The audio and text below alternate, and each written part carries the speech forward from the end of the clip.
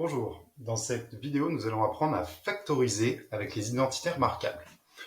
Donc, vous pourrez remarquer que j'ai écrit les identités remarquables, les trois identités remarquables, à l'envers de ce qu'on trouve d'habitude, puisque ce qui nous intéresse ici, c'est de factoriser. Factoriser, c'est transformer une somme en produit, donc de les utiliser dans ce sens-là. Essayez de reconnaître une expression qui ressemble à ça. Attention, c'est pas toujours possible. Toutes les expressions ne peuvent pas se mettre sous cette forme. Mais quand c'est possible, il faut essayer de le repérer pour pouvoir factoriser et l'écrire de manière sous forme de produit, sous forme d'un carré, ici. Alors, voyons sur un exemple.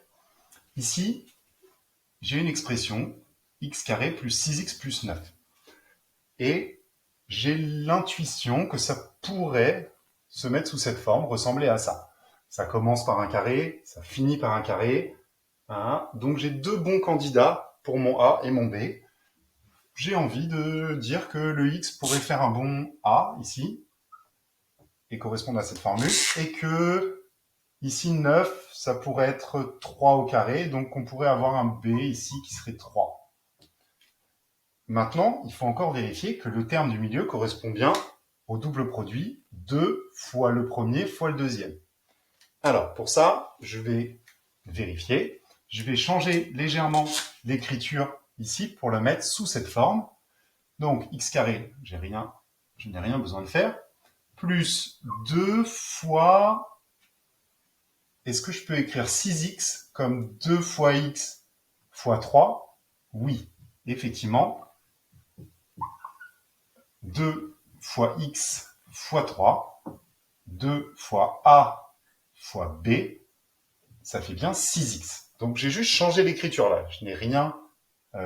c'est toujours le même terme ici, plus 6x plus 2 fois x fois 3. J'ai juste changé son écriture, mais c'est le même terme pour mettre en évidence le a et le b. Et je vais faire de même ici, puisque j'ai reconnu que 9 était un carré, le carré de 3. Donc quand je l'écris sous cette forme, je mets en évidence, et je peux voir que ici, j'ai un x carré, qui pourrait être mon a, le x qu'on retrouve ici, et j'ai un b, qui pourrait être 3. Et dans ce cas-là, ça correspond exactement à l'écriture de mon identité remarquable, a au carré plus 2ab plus b au carré. Je peux donc factoriser. J'ai identifié mon a et mon b. Je peux factoriser, écrire cette expression sous la forme du carré d'une somme, a plus b, le tout au carré, avec mon a qui vaut x et mon b qui vaut 3. Donc l'expression que je cherche à factoriser est en fait x plus 3, le tout au carré. Je peux toujours vérifier en redéveloppant éventuellement cette expression pour voir si je retombe bien sur x carré plus 6x plus 9. Alors, encore une fois, cette fois-ci avec la deuxième. J'ai un carré ici. J'ai 1 ici, qui est 1 au carré. Donc j'ai le sentiment que c'est peut-être possible de le mettre sous cette forme, et peut-être que je vais pouvoir factoriser. Encore une fois, ça n'est pas toujours possible, ça dépend des expressions. Ici, si j'avais autre chose que 4y, ça ne serait pas possible. Donc ici, je vais mettre en évidence que 4y au carré, c'est le carré de 2y. Effectivement, 2y fois 2y, 2 fois 2, 4, y fois y au carré. Moins 2 fois, mon premier terme, mon a serait 2y, fois 1. Est-ce que 2 fois 2y fois 1, c'est bien égal à 4y? 2 fois 2y, 4y fois 1, 4y. Dans ce cas-là, ça marche, plus 1 au carré. Donc, encore une fois, j'ai juste changé légèrement l'écriture pour mettre en évidence un terme ici, 2y, qui va être le premier terme de ma formule, qu'on retrouve ici dans le double produit, de A, B. Et pour ça, il faut que je choisisse mon B égale à 1. Si je choisis A égale 2y et B égale 1, j'obtiens quelque chose qui a exactement cette forme. Je peux donc factoriser comme le carré d'une différence.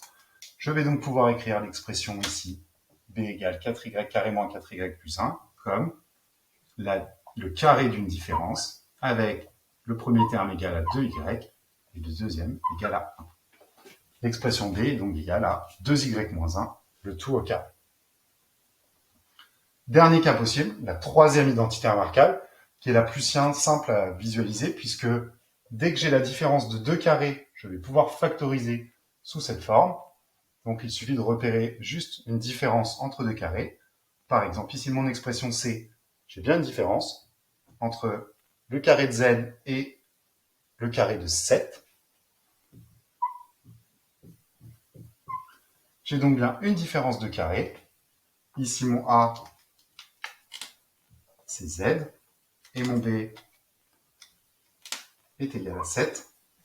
Je peux donc factoriser sous la forme A moins B fois A plus B, avec A qui vaut Z et B qui vaut 7. Et j'ai pu factoriser cette expression sous la forme Z moins 7, Z plus 7.